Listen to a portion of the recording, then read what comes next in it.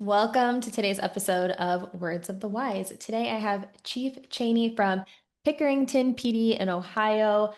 30 years experience in law enforcement, most of which have been spent on the tactical side of things. He was the department's first canine officer, the first SWAT trained officer.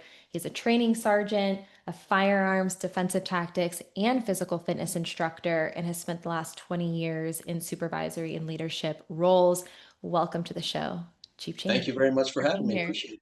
Yeah, no, I'm looking forward to it. So I was going through your bio and I was like, wow, okay, there's a lot of firsts here. So first canine handler, first SWAT trained officer. You obviously have a lot of experience in training and fitness. Where did you find that drive? I think for me, it came from my parents, specifically my father.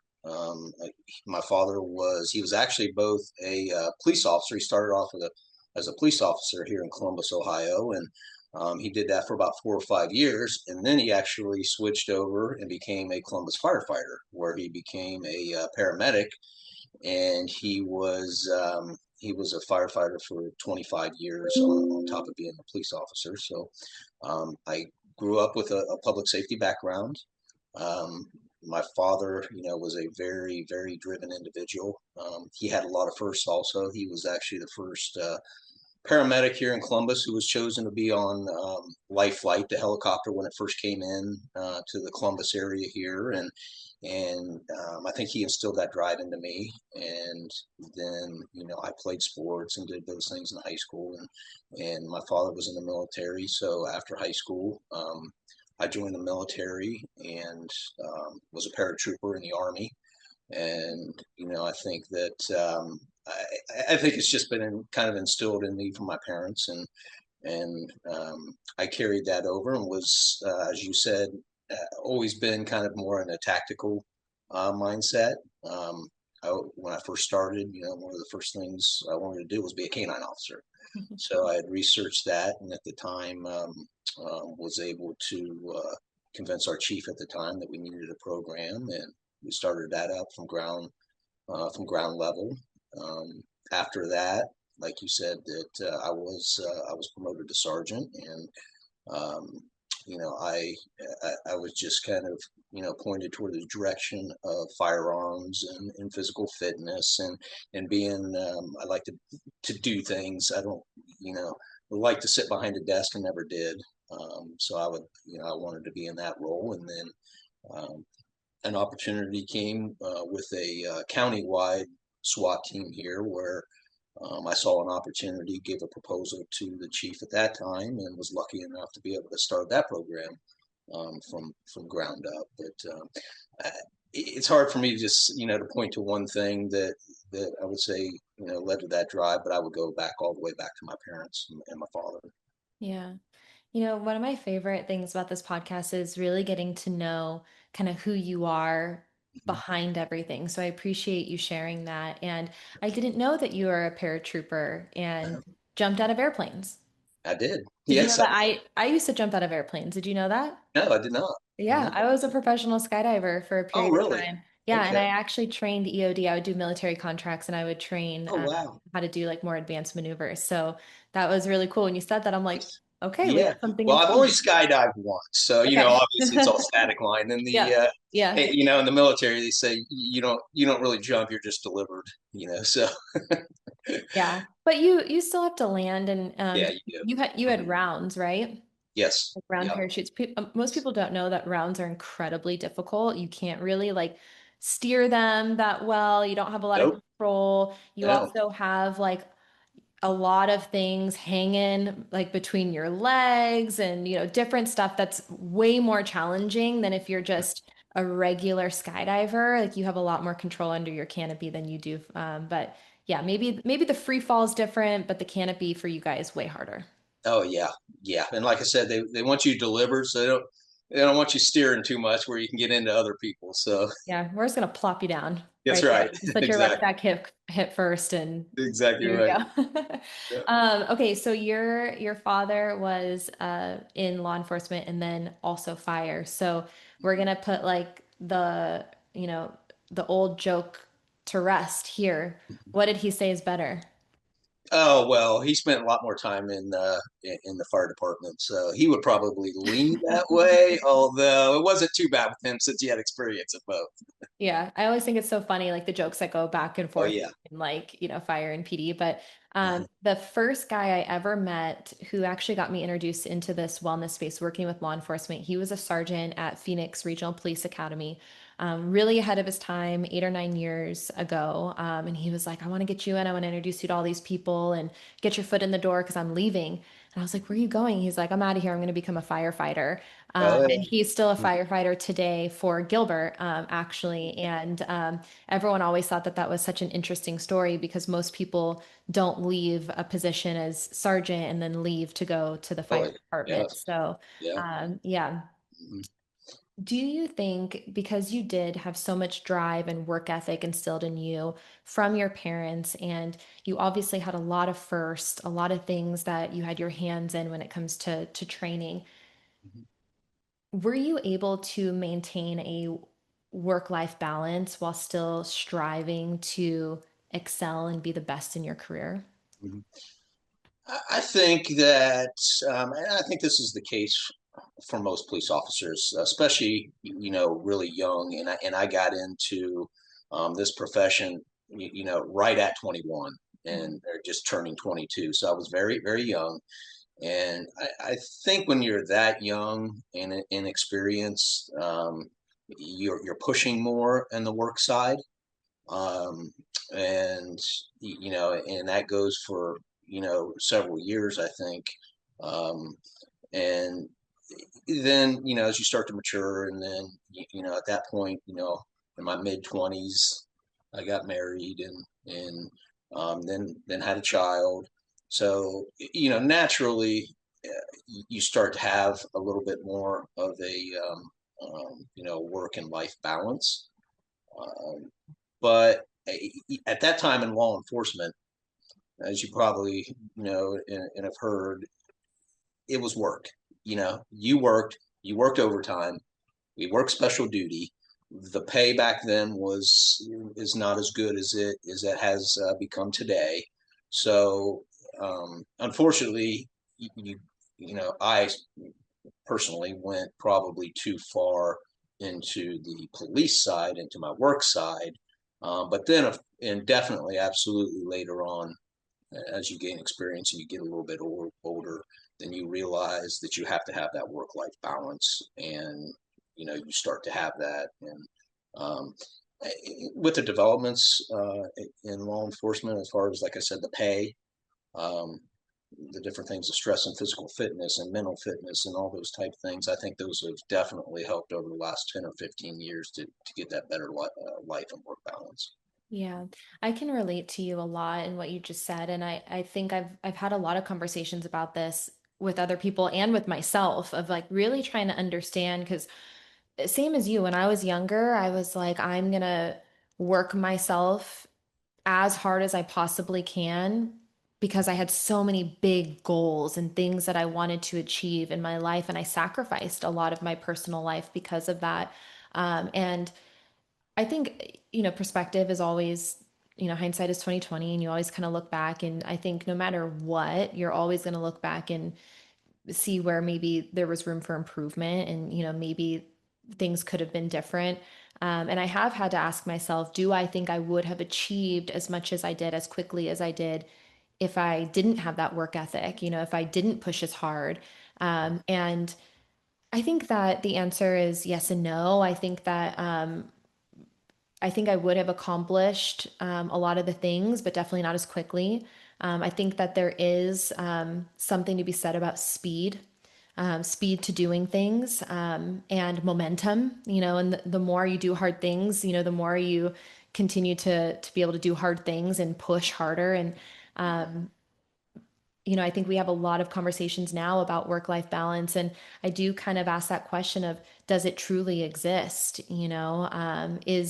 Is there ever going to be a levelness? And I honestly don't think that there really is ever going to be 50-50. I think that the scales are always going to be uneven in one way or another. And How can we try our best to be present and to, take care of the people that we care about in our personal lives. But yeah, I think it's an interesting conversation to have. I think a lot of people can relate to that of like, man, would I have accomplished as much as I did if I didn't do those things?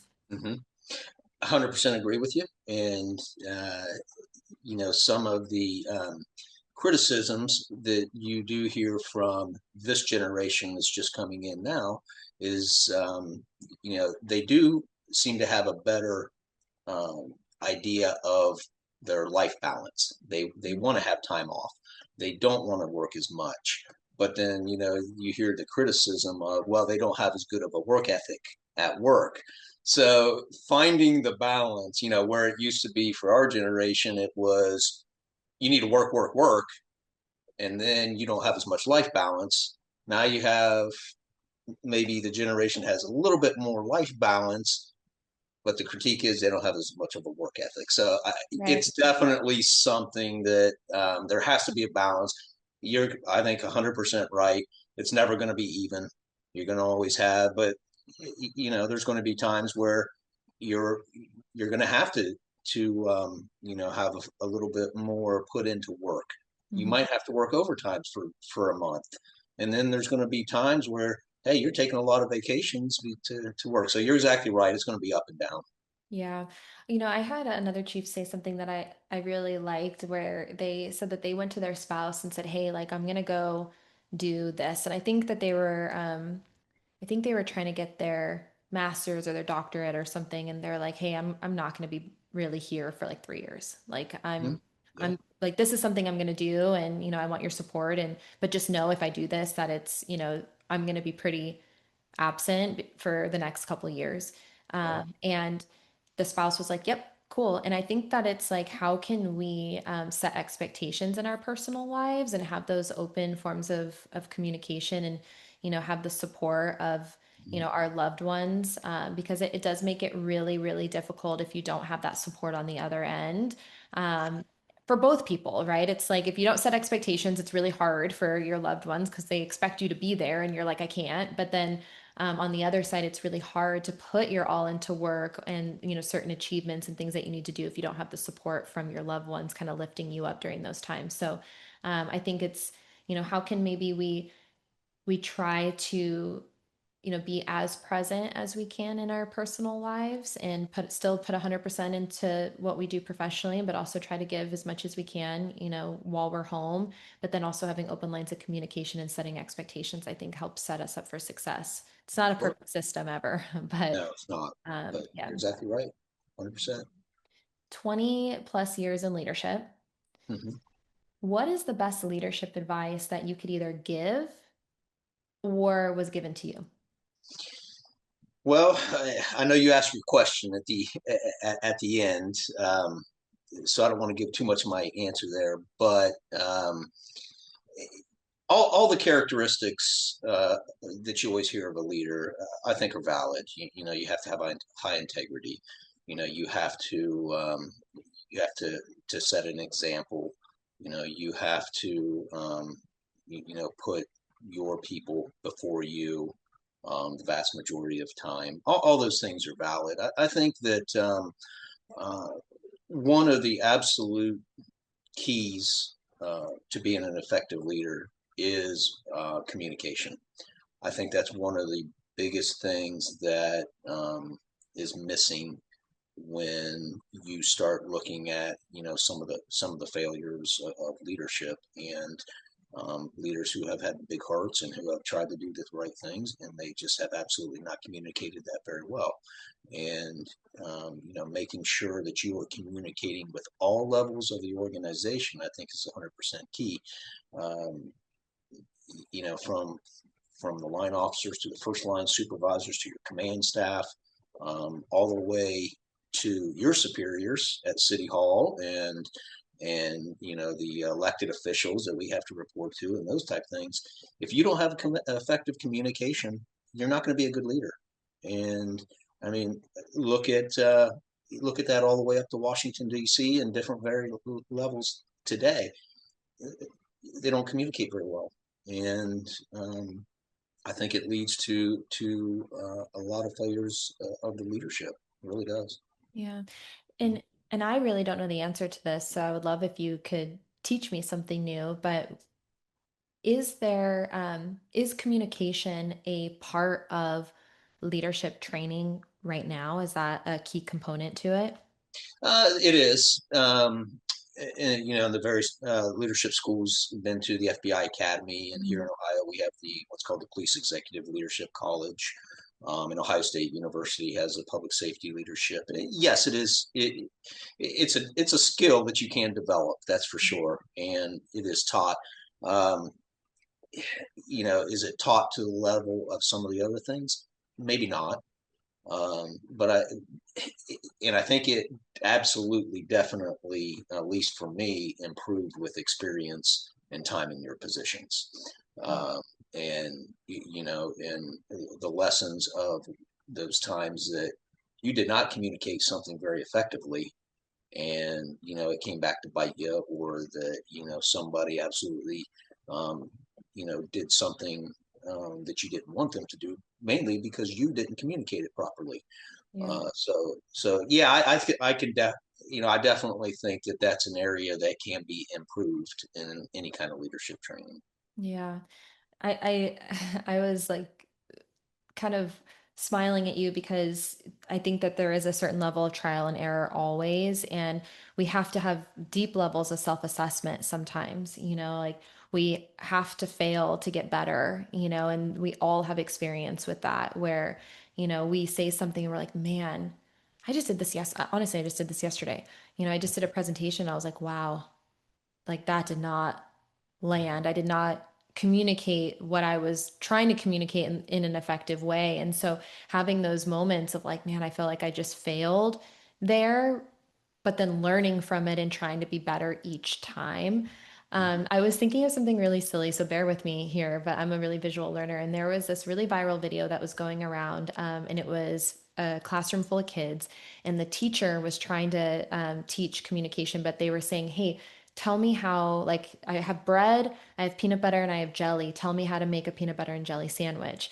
And I think I've they seen that. they were, have you seen that? And there was like silly things. She's like, okay, so take the bread, and she just had the whole loaf, and she's like, okay, and then like put the peanut butter, and Yeah. it's this idea of how can we learn to effectively communicate in order to achieve the results that we're looking for, and so I think that it is a learned skill. I also think, and maybe you can maybe put your 2 cents in here, but I think it's something that's starting to go away a little bit with technology, where I'm noticing that the younger generation is almost more afraid to talk, or maybe doesn't have the same skill set because they grew up in an era of technology where it's texting, it's, you're on your computer, your iPad, and you don't really have to have eye contact, you don't really have to have the communication in the way that we did maybe when we were younger. And so I'll be really interested to see how things evolve, and if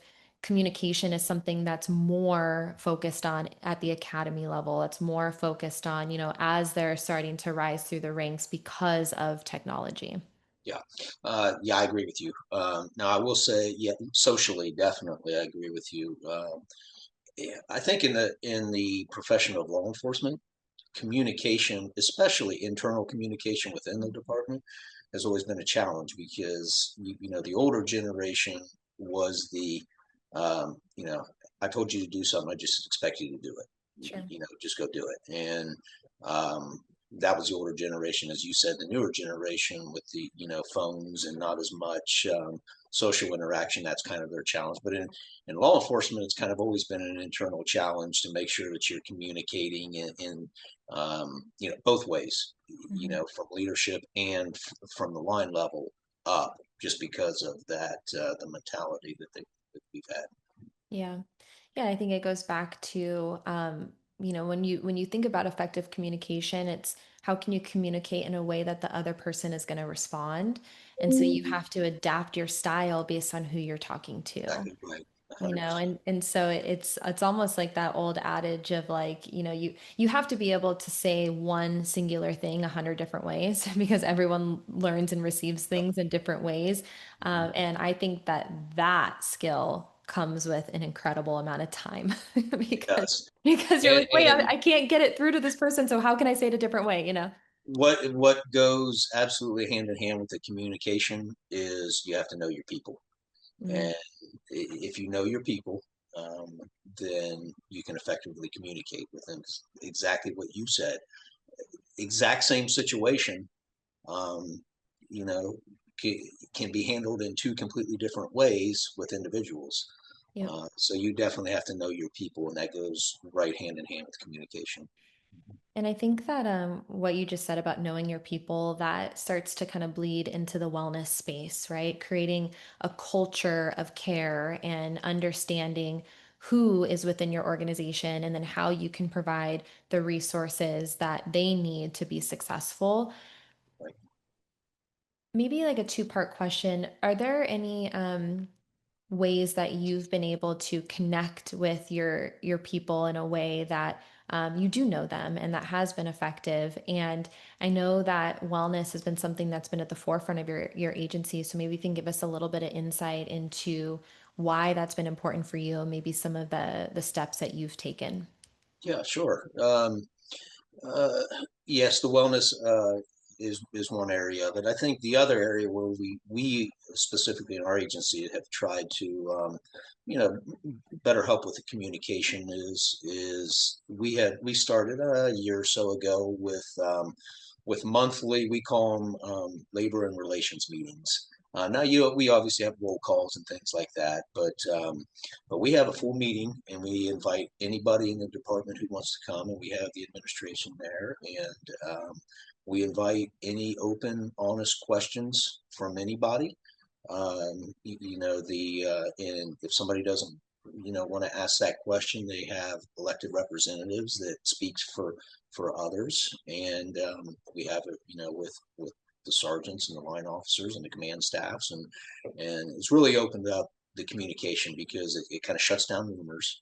Um, Even in roll calls, sometimes you have three different roll calls, so one roll call could hear something different from another roll call, and I think it's absolutely harder to do in a larger agency. We're a smaller, medium-sized agency around where we are here, and the ability, if you can do it, to get everybody together and present, and allow questions and concerns to be brought up with everybody, I think has absolutely been a help for us in the communication here.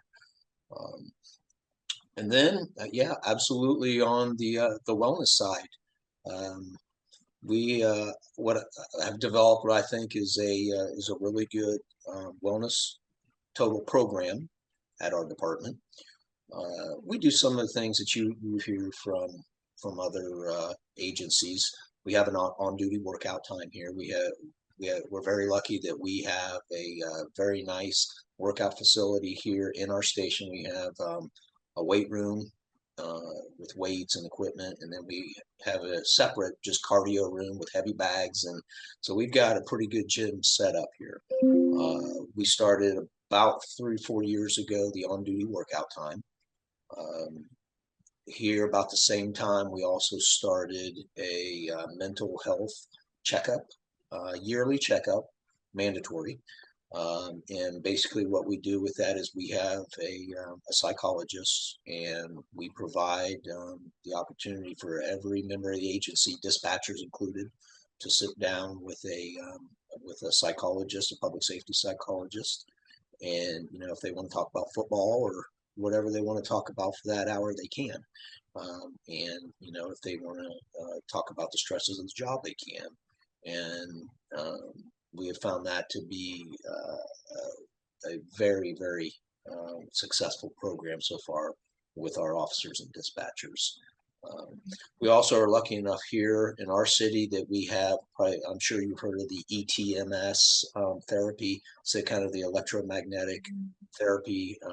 We have a facility right here in our city, so we allow Our officers, if they're on duty, they can go take part in that process, and it has, I think, helped tremendously with ours, especially in the area of sleep. Our officers say that it really helps them with a better, deeper sleep.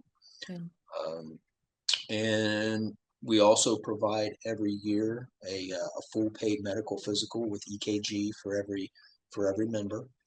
Um, this year, we're adding part of that. We do have an indoor firing range here, so we're adding lead testing as part of our annual physicals that the officers will be having, and that's over the years has helped tremendously in catching, people who maybe started having high cholesterol levels, and maybe something didn't show up in the EKG, but by having that every single year, we've been able to catch things and help them catch things that they can bring to their doctor.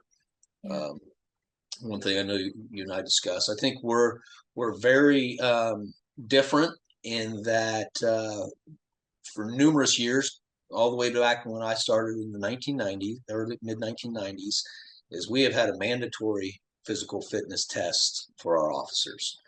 It's actually in our union labor contract, and has been in there since the 1990s, that we have a physical fitness test that our officers have to take until they reach the age of 50. So, and we have incentives. The better you score on that, you get extra personal days. You get some incentives for the better scores you do.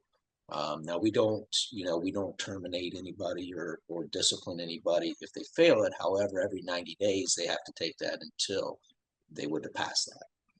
Yeah. Uh, so we do some things different, and as you touched on, we can touch on kind of how we've developed a physical fitness test here that I think is very, very different from what most departments do. Yeah, I definitely want to dive into that because I think it is really interesting, and a lot of agencies are and maybe it's not the right word, but I'm going to say the word anyway. I feel like there's maybe fear in mandating physical fitness because staffing is so challenging. It's like there's this fear that you're going to lose people or that, other candidates aren't going to be able to pass it when you're hiring for new recruits. And so I think that there is this question of like, well, how do we do it? Because I think every chief I've talked to, like they want their officers to be able to perform at a certain physical level. But when you're struggling with people being short staffed, it's like, how do you maintain that mandatory level of fitness long term? So, yes, I would love if you talked a little bit about that because um, what you guys are doing as far as how you've been able to kind of adapt this physical fitness standard as it relates to the specific performance and things that you're doing on the job, I think is really, really fascinating. So, can you tell us a little bit Sure. more about how you've adapted that? Yeah, and before I do that, just getting back to something you said, just speaking for our agency, the importance of physical and mental health, uh, I think is paramount to even probably right there behind properly training your officers is making sure that they're physically and mentally fit. And for us, the success has absolutely been there. I mean, we have, I can't, knock on wood. I really don't need to knock on wood, but it's been years since we've had a excessive use of force complaint at our agency. We have very few complaints from the citizens against our officers. Definitely more compliments here than complaints. And to me, one of the main reasons why those things are is we have as healthy and physically fit department that you'll probably find anywhere around us, and it absolutely translates into those areas. Use of force, especially if you're confident and you have strength, then you take the appropriate force necessary to take somebody into custody, and you don't have to overdo that. So it's been a humongous success for us. Yes, and then so the testing we do, uh, I'm sure you're aware, a lot of the testing that you see in our state, around the country, is usually similar to something like the Cooper standards, Mhm. or you have a mile and a half run with a push-ups and sit-ups, or something very similar to that. They may have a bench press or something, but that's kind of the majority of the type tests that you see. Well, back in the early 1990s, our chief at the time, his name was John Fuller. He was a very, very big physical fitness proponent, even way back then. He was a runner and he stayed in shape and those type of things. And he felt that obviously that kind of test is not um, really something. It's a good general test for fitness, but as far as specific to the police profession, he wanted something that mirrored that more. Mhm. So what he did is he kind of came up with his own test, and he developed the test. And what he did is he went out into the community, our local community, and he got high school students, he got moms, he got people who were in what were pretty good shape, he got people in really good shape, and he got several of these people and he put together a test. And what our test is we do a bench press, percent of your weight dependent on your age. We do that. But the run part of this is he developed, it's almost like an obstacle course. So we do a quarter-mile sprint. At the end of the quarter-mile sprint, you jump over a 5-foot wall. You run up to a police cruiser that we have parked, and you have to push the police cruiser 50 feet. You run in front of that police cruiser, and there's two 75-pound gas cans. You have to pick those up, carry those another 50 feet, and then you run through a shuttle cone and come back.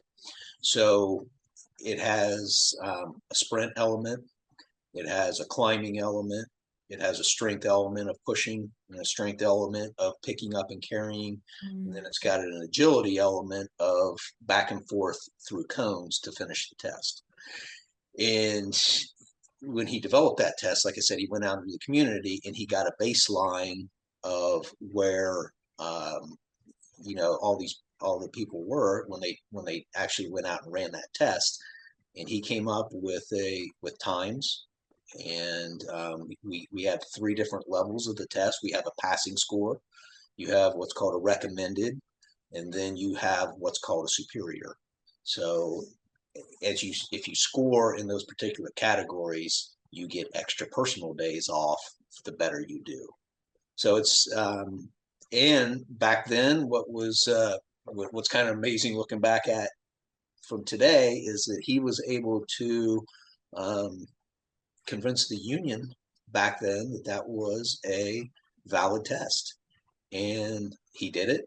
And ever since that day, ever since the early 90s, it's been in our labor relations agreement, and it's carried on. And yeah, we've been highly successful with it. And when people come in to run their tests that we do, new applicants, they say, "Wow, this is more of a test that is something that we would be doing as police officers." Because I mean, I don't know of any police officers who have ever chased somebody a mile and a half in their career, over terrain. Maybe, but we have sprinted a lot. Yep. We've had to push cars, we've had to jump fences, we've had to pick people up, and you've had to dodge things, and that's all part of our physical fitness test. Yeah. I am a huge proponent for challenging the way things are done and asking the question, can it be done better? Mhm. And sometimes the answer might be no. Like maybe it is being done the best way that it possibly can, but Mhm. maybe not. And it sounds to me that that's what happened. You took a look at what that physical fitness standard was and said, is there a better way for us to do this? And can we make this more specific to what we actually experience out on the field? Right. And the answer was yes, this can be done differently. It can be done better. Here's how it can be done better. And now you guys have this really unique testing that's been really successful and it's mandatory. It's mandatory. Yep, it is mandatory. I'm not even going to ask you the question of if you think that physical fitness and mental health should be mandatory because you've already said in this call, Absolutely. that Yeah, it I already has been. absolutely Yeah. think so. Yep, Yeah. I absolutely 100% think so. And it helps in the longevity of the officer and all those benefits. But in going back to our tests, and I've got a little bit different philosophy, I think, than most. And I've even heard on some of your on your podcast some of the chiefs. I get where they're going with this, and when they say that law enforcement's a marathon, it's not a sprint. I understand why they say that because obviously it's a long career and you're not sprinting the entire time. But to me, I take a little bit different look at it. Is that to me a police career is more like a just a long series of intervals because you have at times you sprint, at times you're walking, at times you're at a jog pace, at times you're at a really slow pace, and it matters on the way you train. If you're a marathon, if you're running a marathon, you get to that point and you stay steady at that point until you're done. Um, but in police work, you are hitting that elevation sometimes really high, and sometimes you'll go a couple of days where you're not have too much of a stressful, and I think you got to train yourself properly for that, and not only in your physical training but your mental training to prepare yourself for that. It's a lot different way to train, to sprint. And I'm not a distance runner, so that kicks my butt. But I know we do have distance runners. If they go out and try to sprint, that kicks their butt. So everything I think we try to do to make it more realistic to the job itself. You almost kind of had me thinking, and I don't know if you meant for it to be this way, but like I'm a really visual person. And so when you said that, I almost thought of it as like a hit class, Mm-hmm. where it's like you said interval training, where it's like these different things at different times. And there are moments of like rest and there are moments of like bursts, right? Like where you have to like really push through. So that was kind of where my mind went for that. But Yeah. um, my question, for you, and I've been thinking about this in kind of my personal life and career too. And I think it's really kind of in line with what we were just talking about. But with this idea that you're going to have really high highs in your career, and you might also have, seasons of lows or moments of low points. Have you ever had times in your career where maybe you didn't know if you were making the impact that you wanted to, or maybe you had moments of burnout? And how did you get through those moments to then be able to experience the highs again? Yeah, I absolutely, yeah, definitely. If you're in this line of work that for any period of time at all, you're going to look at some things and be like, oh my gosh, what did I do here? I just, and you kind of blame yourselves for some things. And, we've had incidents where, we've had, you know, calls where somebody may be suicidal. And we go out and you talk to them, and you leave the call, and then we've had it where a few days later that person has committed suicide. Those are the times where you think, oh my gosh, I'm failing at this. I was there 3 days ago, and we talked to them, thought they were good, but they obviously weren't. Those are the downs, obviously, and you do have those. I mean, um, but you do have the highs to where you really see where you've made a difference in somebody's life, and they thank you for it, and they thank you numerous years down the road for it, and those are the things you work for. But it's definitely a roller coaster, absolutely for sure, and you have to be mentally and physically prepared to deal with that throughout your career. I mean, it's that happens throughout your career at different times. So Were you able to kind of remind yourself of the times where you did a really good job to kind of get you through the hard times, or have you been able to kind of anchor yourself in your why to get you through? Because I can relate to what you said. Obviously, we have different careers, but there's been plenty of times where I've been like, man, like am I doing the things that like I'm setting out to do? Am I having the impact that I want? Like am I just like you said, I love how you said like am I failing at this? I've had those question marks too. And I think that when you truly care about what you do and you have a passion for what you do and you believe that you are doing good, like it keeps you going. But I've had to really anchor myself in my why a lot to get me through those times. So has that helped you Oh, to for kind of sure. push through? For sure. Peer support, is a big thing. And, going back to the leadership, if you have effective leaders, because I remember having, as a first line sergeant or a first line officer, a sergeant who, when we've had some of those things, who has, been very, very compassionate and has sat you down and said, that there in this job, you just, some things you can't control. You just can't. You Yeah. do the absolute best you can, but it's not always up to you. And, having that leadership and the peer support and making sure that it comes with experience too, because at a certain point in this career, you absolutely have to take that mentality of there is some things that were just meant to happen that are out of your control. Yeah. You do the best you can. You get the best training that you can possibly get to deal with those situations.